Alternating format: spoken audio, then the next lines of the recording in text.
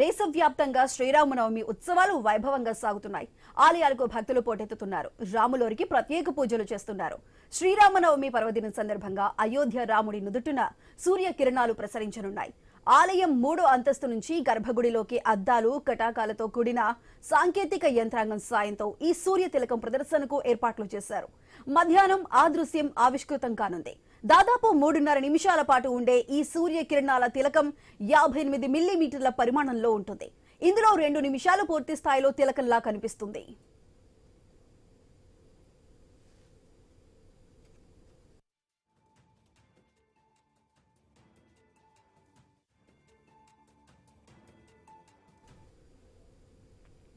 దేశవ్యాప్తంగా శ్రీరామనవమి ఉత్సవాలు వైభవంగా సాగుతున్నాయి. ఆలయాలకు భక్తులు పోటెత్తుతున్నారు. రాములోరికి ప్రత్యేక పూజలు చేస్తున్నారు. శ్రీరామనవమి పర్వదినం సందర్భంగా అయోధ్య రాముడి నుదుటిన సూర్య కిరణాలు ప్రసరించనున్నాయి.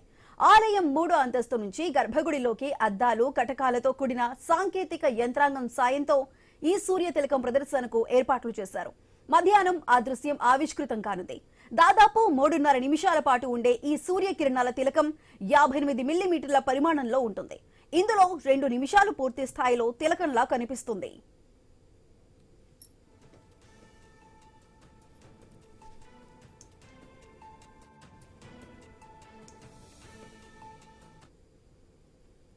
దేశవ్యాప్తంగా కూడా శ్రీరామనవమి ఉత్సవాలు వైభవంగా సాగుతూనే ఉన్నాయి. ఆలయాలకు శ్రీరామ భక్తులు, అదేవిధంగా భక్తులందరూ కూడా పోటెత్తుతున్నారు.